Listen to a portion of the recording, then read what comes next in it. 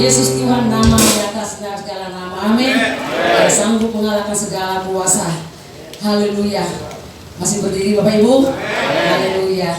Mari kita katakan, terpujilah nama Tuhan kita, sebab Dia Allah yang besar, yang sungguh luar biasa dan perkasa. Haleluya.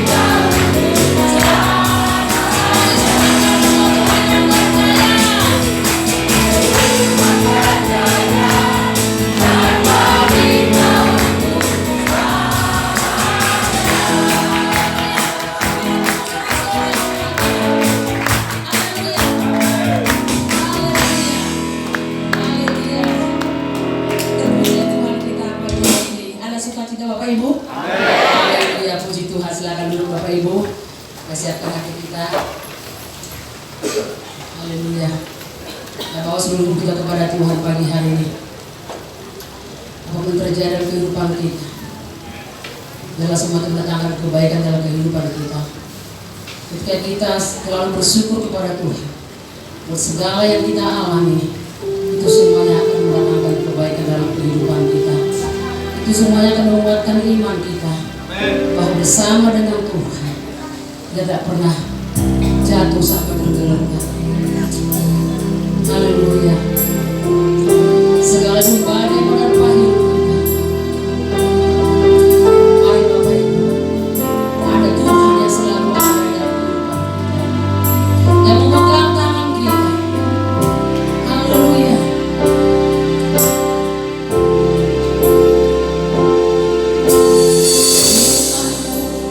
Karena Kau besertaku, maka ku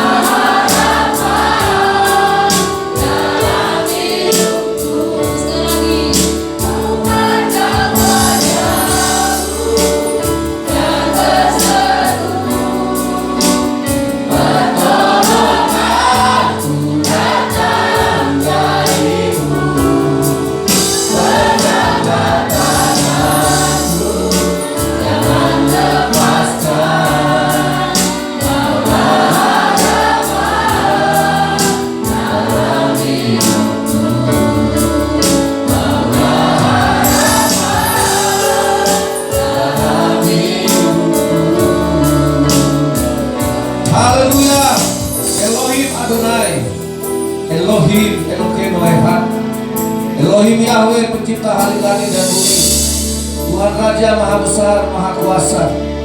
Bapa kami yang di surga, datanglah kerajaan-Mu. Kuduskanlah kami seperti Allah kami kudus. Sucikanlah kami sebagaimana Allah yang kami sembah adalah suci. Kami umat-Mu datang merendahkan diri. Kami datang mencari wajah-Mu. Kami datang sebagai penyembah-penyembah-Mu Bapa, yang menyembah-Mu dalam roh dan kebenaran, dengan sukacita dan penuh kerinduan. Kami datang Tuhan untuk meninggikan Engkau, mempermuliakan nama-Mu Tuhan. Tidak ada Allah lain, tidak ada Tuhan lain selain Engkau, satu-satunya Allah kami yang kekal, yang esa. Dialah Yesus Kristus Tuhan. Dialah Yesus Kristus yang bangkit dari antara orang mati. Dialah Yesus yang mati sebagai penebus di kayu salib. Dialah Tuhan yang kami sembah, yang kami tinggikan, yang kami muliakan. Terimalah Tuhan penyembahan kami. Terimalah Bapa persembahan kami ini. Kerinduan kami hari ini apabila Engkau Tuhan menerima kami di dalam hadirat-Mu. Engkau menerima kami di dalam genggaman tangan-Mu Tuhan, supaya kebaktian kami ini bukan satu formalitas yang sia-sia, tapi Allah menghidupkan roh kami. Allah menghidupkan roh kudus-Nya. Allah mencurahkan roh kudus. Allah mengurapi kami dengan roh kudus. Allah membangkitkan kami dengan roh kudus. Roh Allah yang hidup itulah yang menghidupkan kami. Urapilah kami, penuhilah kami, supaya kami dilahirkan kembali sebagai anak-anak Allah, ciptaan yang baru. Yang lama sudah berlalu dan sesungguhnya yang baru sudah datang. Dalam nama Tuhan Yesus, semua kita yang percaya berkata amin. Amin. Silakan duduk. Puji Tuhan. Shalom. Shalom. Nah, hari ini kita tema firman Allah, saya akan mengajarkan tentang Roh Kudus. Saudara, tentang apa? Roh Kudus.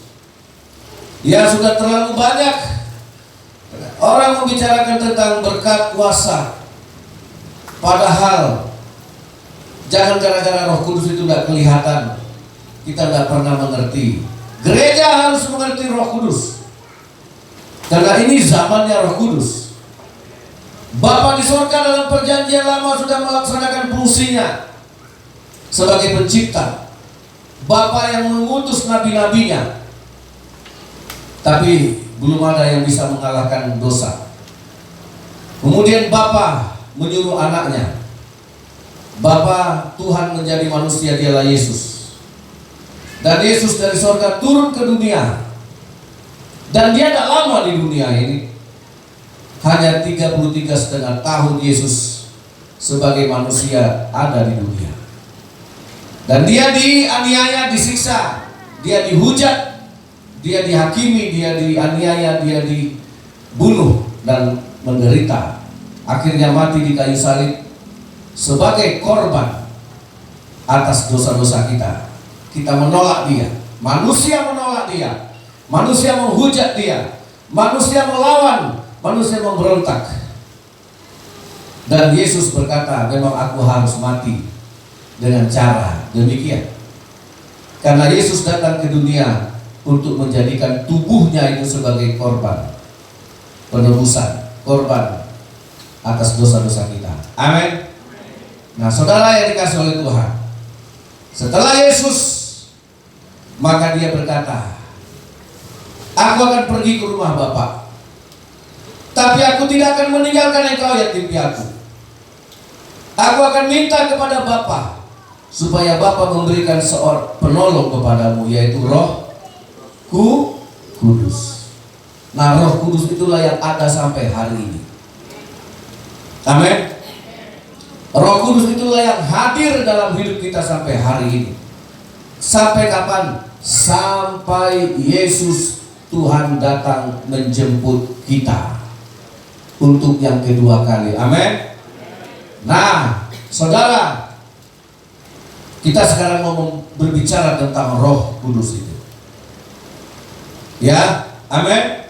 Saudara, karena ini penolong, karena ini penghibur, Karena inilah yang memimpin kita, yang mengisi hidup kita, supaya kita sampai kepada tujuan Allah. Roh Kudus. Tidak ada gunanya penebusan Yesus kalau Roh Kudus tidak datang. Sia-sia semua yang dikerjakan Yesus. Karena apa? Di dunia ini ada yang namanya roh iblis. Di dunia ini ada yang namanya roh dunia. Alkitab mencatat ada roh kegelapan, ada roh-roh jahat, ada roh-roh perbudakan, ada roh antikris yang saudara tidak bisa lawan dengan uang, dengan pedang, dengan senjata. Saudara hanya bisa melawan itu dengan roh yang ada di dalam. Jadi gereja harus memahami. Amin. Siapkan hati kita. Ya.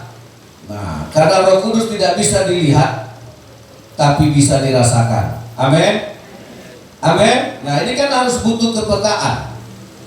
Roh Allah tidak bisa dilihat, tapi bisa dirasakan. Angin tidak bisa kita lihat, tapi bisa kita rasakan. Nah, mau merasakan Roh Kudus? Nah, gitu dia. Amin. Jangan sampai di gereja ngantuk, saudara. Aku sampai di gereja yang kurasa cuma satu, Pak Pendeta, apa itu? Termol. Ya, saya rasa nggak ada yang ngantuk. Amin. Ya, kita buka Markus pasal 3. Kita baca ayat 28, ayat 29. Markus pasal 3 ayat 28, 29 kita baca. Ini juga kemarin sempat saya singgung di khotbah di Kabupaten Asel Bangkinang. Mari kita baca sama-sama. 1, 2, 3. Aku berkata kepadamu, sesungguhnya semua dosa dan hujat anak-anak manusia akan diampuni. Ya, semua hujat yang mereka ucapkan. Tetapi apabila seorang menghujat Roh Kudus, ia tidak mendapat ampun selama-lamanya, melainkan bersalah karena berbuat dosa kekal. Saya ulang ya. Apabila seorang menghujat Roh Kudus, ini yang ngomong Tuhan Yesus ya. Ini yang bicara Tuhan Yesus. Ia tidak mendapat ampun selama-lamanya, melainkan bersalah karena berbuat dosa kekal. Hati-hati.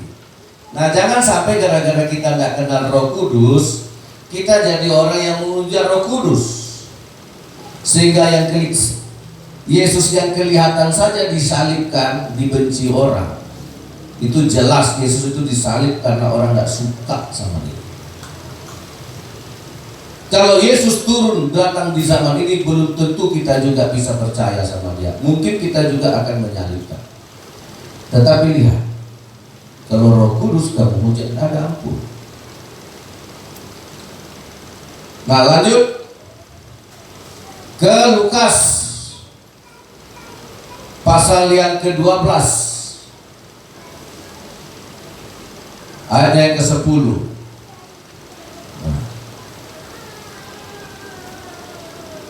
Lukas 12. Mari kita baca sekali lagi. 1, 2, 3. Setiap orang yang mengatakan sesuatu melawan anak manusia, ia akan diampuni. Tetapi barang siapa menghujat Roh Kudus, ia tidak akan. Lanjut ayat 11. Apabila orang menghadapkan kamu kepada majelis-majelis atau kepada pemerintah-pemerintah dan penguasa-penguasa, janganlah kamu khawatir bagaimana dan apa yang harus kamu katakan untuk membela dirimu. Terus Roh Kudus. Nah, ini Yesus yang ngomong ya. Kalau aku kamu hujat, masih ku ampuni. Petrus menyangkal Yesus, Yesus masih ampuni. Orang salibkan Yesus, orang aniaya Yesus, orang tendang Yesus, orang caci maki Yesus. Yesus bilang, masih ku ampuni. Orang salibkan dia, orang binasakan Yesus disalib, dipaku, dianiaya. Yesus bilang, masih diampuni. Kenapa? Kenapa saudara? Karena memang Yesus harus mati dengan cara ditolak. Yesus harus mati dengan cara disangkal, dihujat orang. Dia yang benar, dia yang suci, dimatikan, dianiaya, supaya tubuhnya yang suci itu layak menjadi korban penebus dosa atas tubuh kita yang berdosa. Jadi tubuh yang suci harus menebus tubuh yang berdosa. Saya tidak bisa jadi penebus saudara, karena saya ada dosanya. Ya, Pak Otang tidak bisa menebus dosa cucunya. Yang bisa menebus dosa adalah orang yang tidak berdosa. Amin. Nah, itulah Yesus. Makanya walaupun kau hujat, walaupun engkau sangkali, walaupun engkau injak-injak aku, memang aku harus mati sebagai korban untuk menebus banyak dosamu itu. Tetapi kalau kau mau hujat Roh Kudus, nah, istilahnya gini, cukuplah saya yang kalian aniaya, cukuplah Yesus ditolak, cukuplah aku yang kalian hujat. Karena itu jalan bagiku untuk menebus. Tapi Roh Kudus jangan samakan dengan Yesus. Roh Kudus tidak punya tubuh. Roh Kudus tidak punya daging. Roh Kudus itu roh yang keluar dari dalam Allah. Kalau Yesus masih pakai tubuh manusia yang diambil dari debu dan tanah. Ya kalau mau dianiaya, aniayalah. Karena tubuhku ini sama dengan tubuh manusia, kata Yesus. Yesus dilahirkan sebagai manusia biasa dari rahim manusia biasa. Tubuh Yesus dengan tubuh kita itu sama. Cuma bedanya tubuhnya tidak berdosa, tubuh kita dosanya segudang. Nah, kalau mau dianiaya, mau dihancurkan Yesus, tapi Roh Kudus, dia dari dalam Allah, dia roh Allah. Jangan kamu hujat dia seperti kamu mau hujat saya. Jangan kamu sangkali dia seperti kamu menyangkali saya. Kalau kamu menyangkali Yesus, selesai, tidak ada pengampunan. Terus kita bertanya, kok kejam? Kan gitu. Begini saudara. Nah, Bapa di sorga sudah menunaikan panggilan dan tugasnya sebagai pencipta. Ingat, Bapa di sorga sudah mengutus nabi-nabi. Selesai pekerjaan Bapa di sorga, selesai. Kemudian Yesus turun ke dunia sebagai juru selamat, Tuhan yang menjadi manusia. Selesai kerjanya, selesai. Sampai di kayu salib dia tuntas mengalahkan dosa dan mengalahkan iblis. Dia ambil kunci maut itu. Nah, Yesus berkata, aku akan pulang ke rumah Bapa. Aku akan kembali ke rumah Bapa. Tetapi aku tidak akan meninggalkan kamu yatim piatu. Aku akan minta sama Bapa seorang penolong, seorang penghibur, yaitu Roh Kudus. Dia akan diam di dalam kamu. Dia akan tinggal di dalam kamu sampai aku datang menjemput kamu. Yesus di dunianya 33,5 tahun. Roh Kudus semenjak hari Pantekosta, semenjak hari ke-50, dia Roh Kudus. yang diutus Tuhan Yesus untuk tinggal di dalam kamu. Saya tanya, siapa yang sudah menerima Roh Kudus yang disebut Yesus tinggal di dalam dirinya? Tahu apa enggak? Halo gereja Tuhan.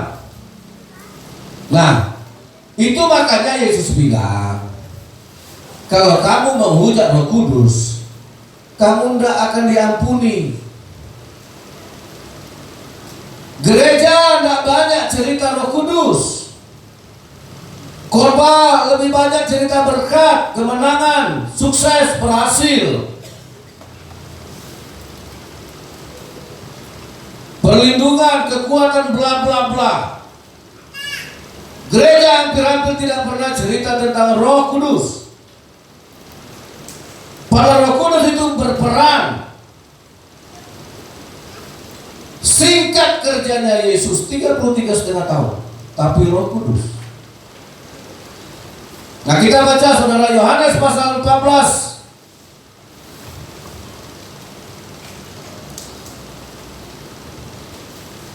Mulai dari ayat 16.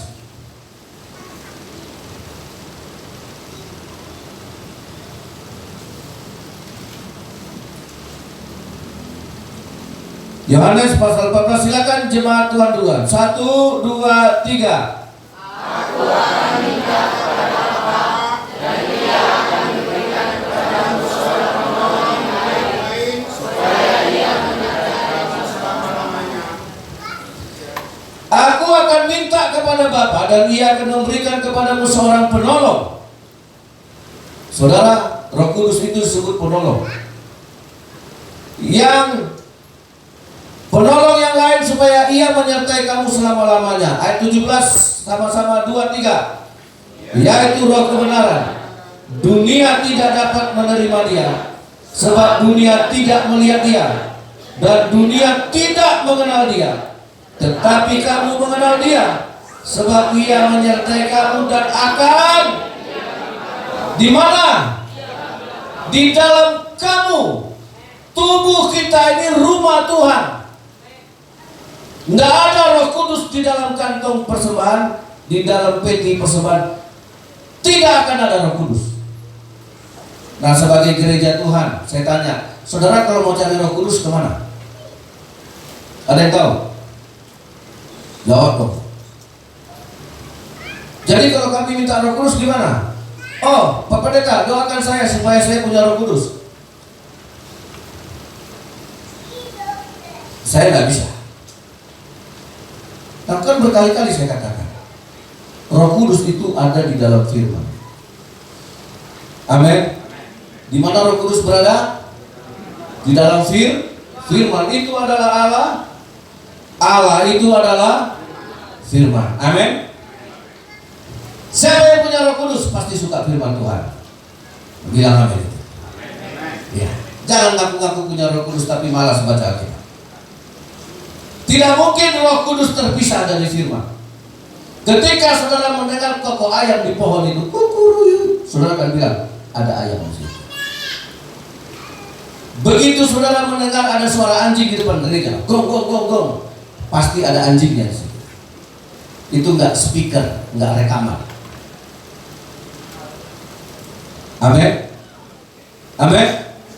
Ya, saudara pergi ke hutan dengar suara burung. Pasti ada burung di situ di mana ada suaranya.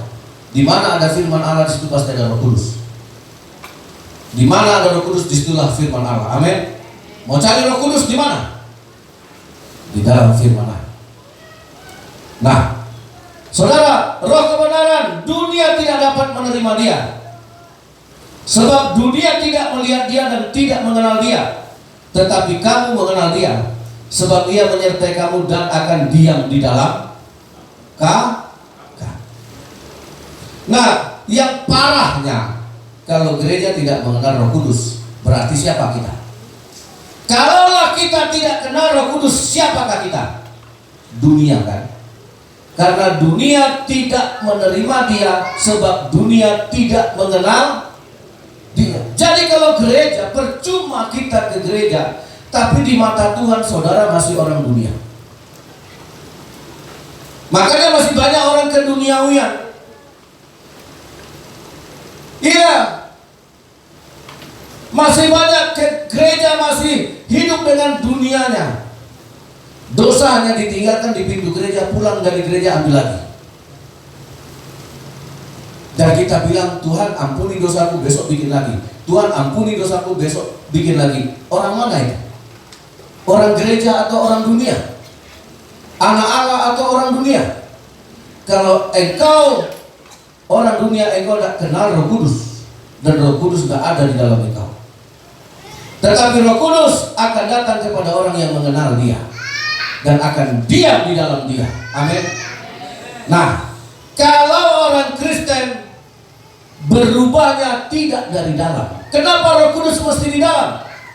Ketika Roh Kudus masuk dalam hidup kita, maka Dia akan menginsapkan kita dari dalam. Yohanes pasal 16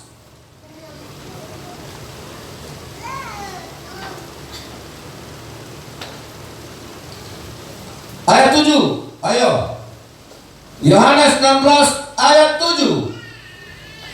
Namun benar yang kukatakan ini kepadamu adalah lebih berguna bagi kamu jika aku pergi.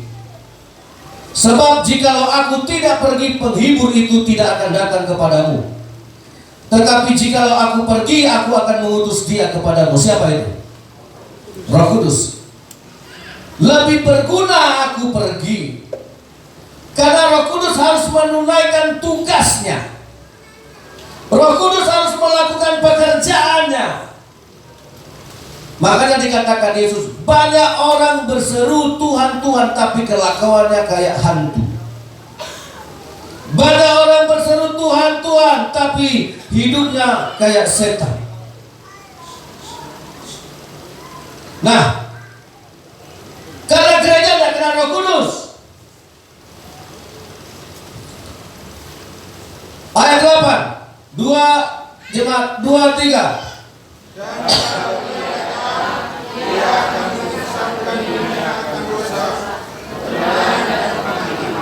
Amin. Kalau Roh Kudus itu datang, Dia akan mengisap supaya kau sadar dan bertobat akan dosa, akan kebenaran dan penghakiman. Nah, makanya banyak orang kita ditanya Alkitab masih aku. Ditanya keselamatan masih nggak ngerti. Ayo, seberapa orang kita yang mengerti penghakiman? Dosa. Kita ditipu sama iblis kalau kita nggak ngerti dosa. Makanya setiap kali Tuhan firman kita nggak peduli, mau nggak lakukan kok. Karena nggak ada Roh Kudus. Nggak mungkin Roh Kudus tidak menolong kita. Roh Kudus datang, Dia tinggal di dalam kita, Dia ingin merubah kita dari dalam. Jangan ada lagi orang Kristen yang bilang, aku wataknya memang begini. Dari si borong-borong aku sudah begini, Pak Pendeta. Dari nenek moyang aku sudah begini sifatnya. Saudara,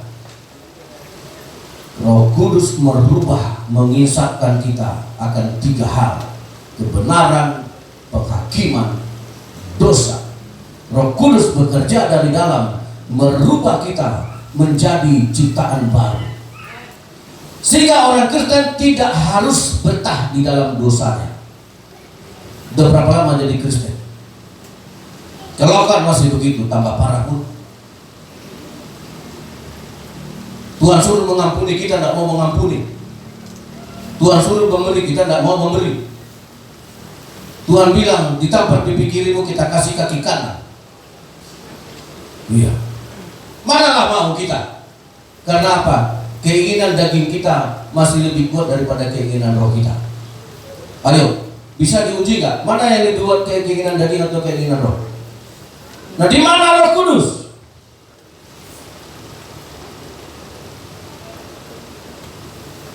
Apalagi yang dibilang Tuhan, jangan kau balas kejahatan dengan kejahatan, balaslah kejahatan dengan kebaikan. Nah, kalau Roh Kudus tidak ada di dalam, siapa yang bisa melakukannya? Aku tidak kuat. Memang dagingmu tidak kuat. Daging kita terlalu lemah. Makanya Yesus sudah tuntaskan itu di kayu salib. kita masih belum selesai dengan dagingnya. Bertobat berhenti merokok aja payah kita. Saya begitu dipenuhi Roh Kudus, saudara, jelek-jelek gini ya. Dulu saya itu miskin, saudara, nggak tahu diri juga.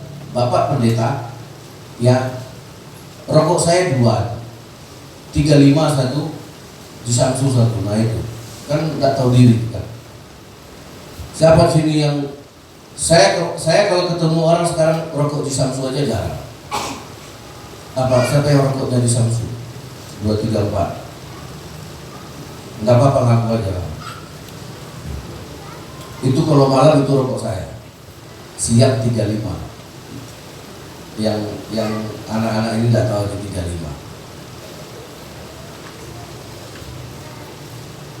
Abangnya adat. Sampai dulu orang bilang adat, aku rela diperkosa tidak hamil, dan jeleknya itu.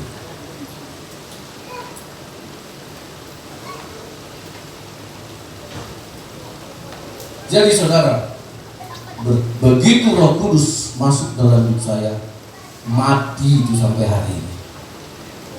Amin. Mati. Tidak ada. Kita tidak menerima roh perbudakan. Amin. Saudara nggak bisa kalahkan roh perbudakan kalau saudara nggak ada Roh Kudus. Baca Roma pasal 8. Apalagi yang memperbudak saudara? Hobi bisa kok, hobi mancing. Hobi apa? Kita tidak menerima roh perbudakan. Roma 8 ayat 13 kalau saya nggak salah.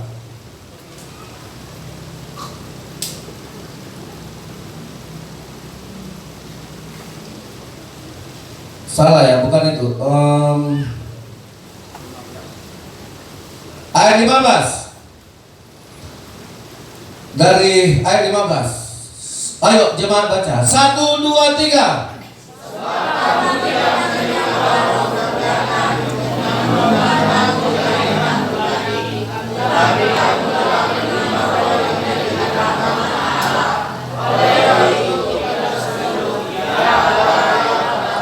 Nah, saya lanjut ya. Roh itu bersaksi dengan Roh Allah itu, Roh Kudus itu bersaksi bersama-sama dengan roh siapa? Dengan roh kita bahwa kita adalah anak-anak Allah. Tidak ada kalau saudara masih terikat dengan perbudakan dosa, kecanduan, saya jamin tidak ada Roh Kudus. Saudara, tidak ada. Saya sudah mengalaminya. Kami semua kakak beradik, abang saya berhenti. Lay-lay saya. Itu salah satu contoh roh perbudakan itu ada pada kecanduan. HP juga bisa jadi roh perbudakan. Halo, anak-anak jadi main HP kok jadi bodoh. Lebih bagus saya HP-nya saya pijak-pijak daripada dia bodoh. Bisa kita tes IQ anak-anak. Saudara kalau ada duit buat anak-anak kita tes IQ lah sekali. Jangan manjakan dia dengan pakai. Ayo orang tua, mau ngajak anaknya tes IQ nggak? Jika perlu suatu saat kita rombongan. Ada amin nggak? Nah, itu. Jangan bilang anaknya goblok kok, bodoh kok. Kayak Rocky Gerung sedikit-sedikit orang dibilang dungu. Ketemu sama Sylvester. Ya udah nggak usah itu dibahas. Nah kita udah tahu IQ anak kita.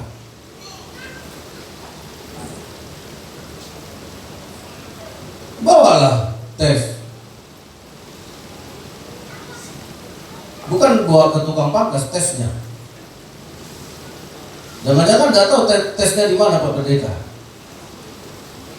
Nah, ada yang tahu kasih tahu di grup. Di sini loh tempat tes IQ. Di mana Jalan Mayor Ali Rasid nomor 59 di Gereja GPI Abakinan. Ada kok tes IQ ada. Kadang-kadang ada event suka ada. Ya, dulu waktu Enos tanya ya, TK pas ada tes IQ saya daftar 350.000 ku daftarkan itu. Hanya supaya tahu IQ-nya aja.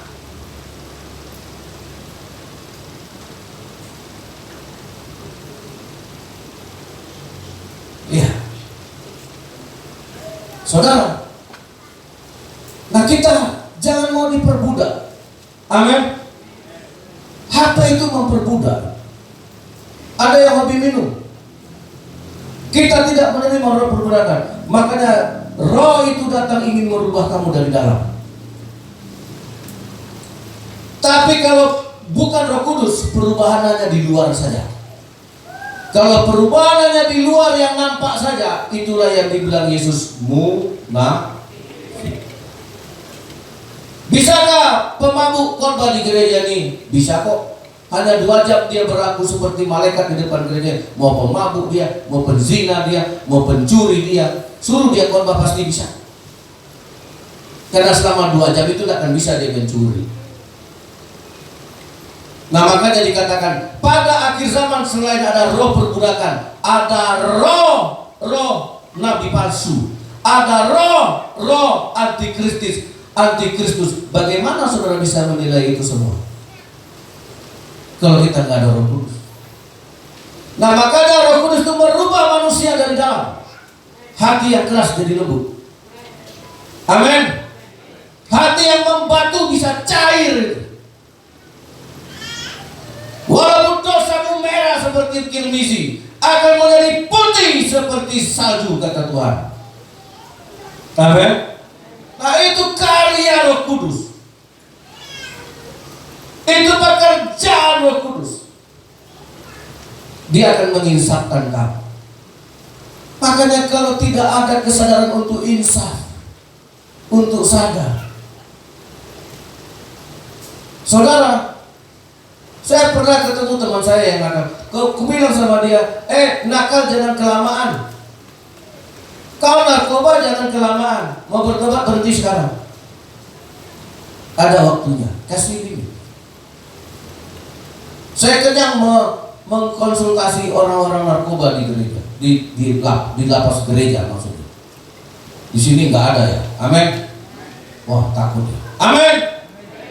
Nanti jangan sampai ketemu saya pula di lapas.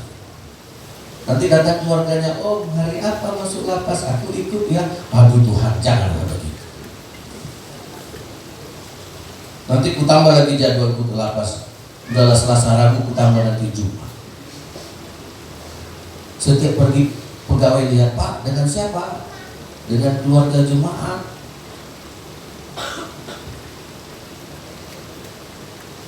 Dari Pasir Putih datang, Amang, apa? Kapan Amang masuk? Aku mau ikut. Wah, untunglah jemaat gereja lain. Asal jangan jemaat gereja GBI. Karena jemaat GBI lihai-lihai, gak ketangkap sama Bapak Riki.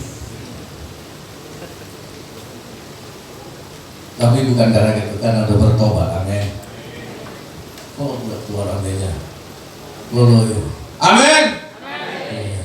Ada itu manajer pabrik itu, Marga Gurni, masih muda, baru bebas. Udah enak-enak punya jabatan. Udah manajer pabrik, masih muda, punya istri, punya anak, punya uang. Masuk, habis, lules, des.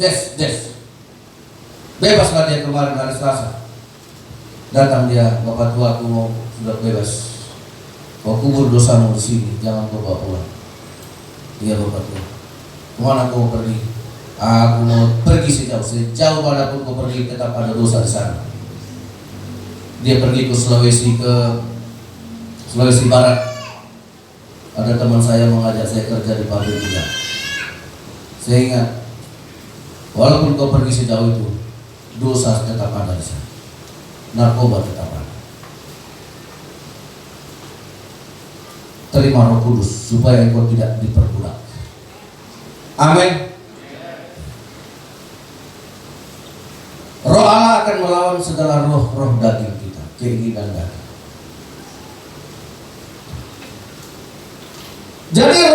Nama itu bersaksi bersama-sama roh kita bahwa kita adalah anak-anak Allah.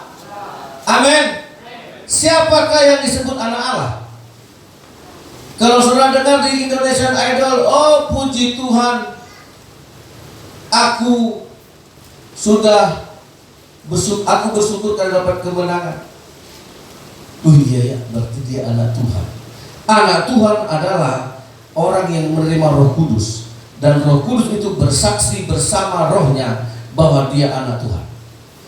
Amin. Pernah nggak saudara mendengar seorang Kristen, termasuk pendeta sekalipun, diundang kata sambutan, misalnya kayak saya pernah diundang kata sambutan di kepala desa di Rigan. Saya pernah diundang kata sambutan revisi di lapas, acara formal, acara umum. Kita punya pejabat, ada menteri investasi, ada Kapolri, ya berani nggak dia ketika dia pidato secara umum? Kita bersyukur kepada Tuhan yang saya sembah, Tuhan Yesus. Pernah? Paling dia bilang gini, kita bersyukur atas rahmat Allah yang Maha Kuasa. Dia netralkan itu kan. Dia, saudara, ada lagi, walaupun dia Kristen, bahkan kalau ngomong di depan umum, semoga yang di atas, yang di atas nggak tahu entah burung entah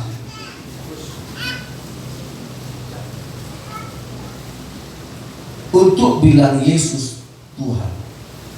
Itu kalau nggak ada roh, siapa yang menyangkal aku di depan manusia, aku akan menyangkal dia di depan manusia. Siapa menyangkal aku pun akan menyangkal. Apa yang saya maksudnya? Enggak gampang ketika saudara harus menyebut nama Tuhanmu di depan orang.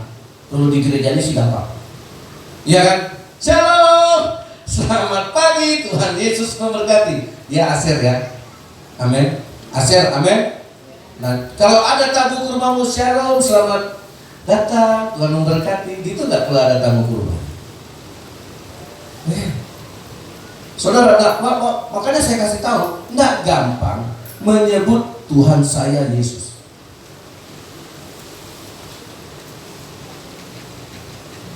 Kalau nggak ada Roh Kudus di dalam diri kita. Jadi begini saudara, saya rasa betul itu. Kalau mau doa kita dijawab Tuhan, kita juga jangan malu menyebut nama Tuhan dimanapun kita berada. Saya waktu Tepuru ini 3 kali, yang terakhir habis Tepuru remnya belum. Saya gak khawatir. Saya berdoa itu sebenarnya saudara, ini mobil gak akan naik kalau nggak akan ada alat berat. Begitu sampai bawah, lumpurnya tebal, ya, terus tanjakannya tinggi. Itu tanjakan bukan tanjakan biasa, hujan. Saya jamin nggak naik. Itu hanya pakai tenaga manusia. Ini bannya walaupun double gardan, bannya kan botak. Ya, saya yang sering kali bilang ban botak gak ganti-ganti ya. Karena belum diganti sama yang punya.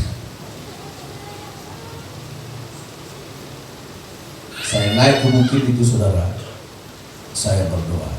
Ini entah ada 5 kali lebih lah, naik turun lagi, naik turun lagi, naik turun lagi. Sampai panas remnya, sampai habis naik rem belum. Patah itu apa ya? Kampas rem itu patah. Begitu dibuka besoknya patah. Kok bisa? Saya berdoa dari atas bukit. Tuhan, namamu gak pernah kusangka. Di depan siapapun aku akui Yesus Tuhan. Nama yang tidak pernah kusangka itu sekarang kupanggil. Dalam nama Yesus, bawa mobil ini naik. Itu yang mendorong aja udah kehabisan tenaga saudara. Walaupun ada 10 orang. Naik saudara. Setelah naik percobaan selesai, enggak, rem habis. Jadi begini, kalau kita berani menyebut nama Tuhan, maka Tuhan tidak akan pernah menyangkal doa-doa kita. Amin. Amin. Saya salut Pak Sultan, Komandan. Saya rindu kebaktian karena ada Tuhan yang lebih tinggi. Amin.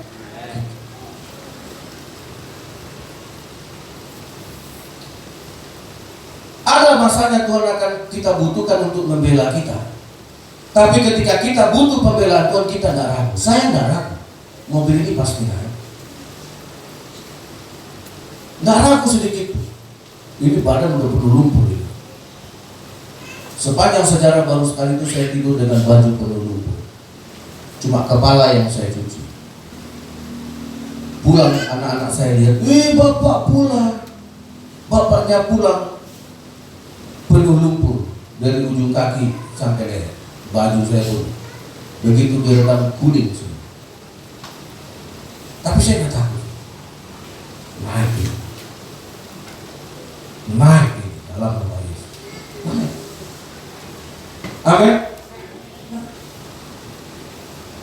Saudara, banyak pencoba. Apakah engkau takut dengan Yesus, menyebut nama Yesus?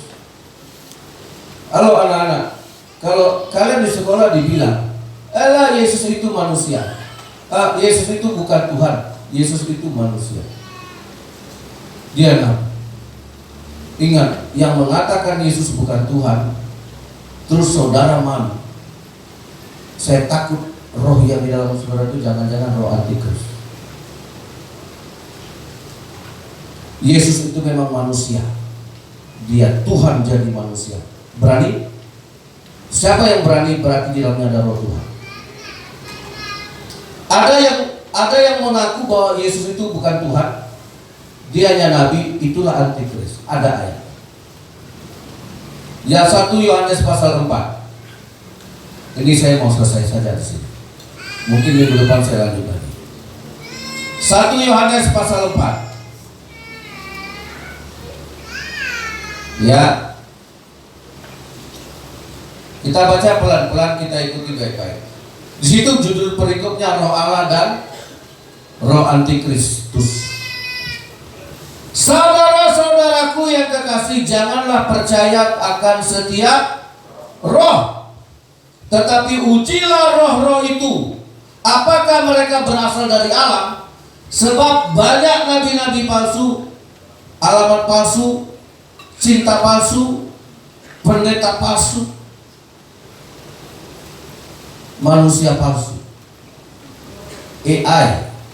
Kemarin banyak tunjukkan, Papa lihat boneka ini, Papa lihat anak ini, lihat asli atau bukan? Manusia pun sekarang bisa diaslikan, padahal dia tidak manusia. Ini boneka Bapak. Makanya saudara lihat Terawan, Prabowo ngomong, itu semua bisa. Jokowi ngomong itu bisa. Kita menghadapi dengan kepalsuan. Zaman ini jangankan nabi, pendeta, Mesias palsu pun ada. Sebab banyak nabi-nabi palsu yang telah muncul dan pergi ke seluruh dunia menebarkan apa? Apalagi cinta palsu nenek moyang katanya. Siapa yang korban cinta palsu? Nah, karena kau tidak tahu yang asli, makanya cari anak Tuhan. Halo anak-anak perempuan, yang perempuan ada gak ini? Amin. Mana nih suaranya? Kalau cari suami, cari laki-laki yang ada roh kudusnya, jangan yang ada rokok kudusnya. Datang laki-laki karena rokoknya mahal, Dunhill atau Marlboro dari Amerika, langsung dia taruh 2 kotak di depan ceweknya ketika ngapelin dia. Wah, rokok abangku ini 1 bungkusnya aja udah 50.000, mancisnya aja udah 200.000. Kaya dia. Tolak itu dalam nama Yesus. Tidak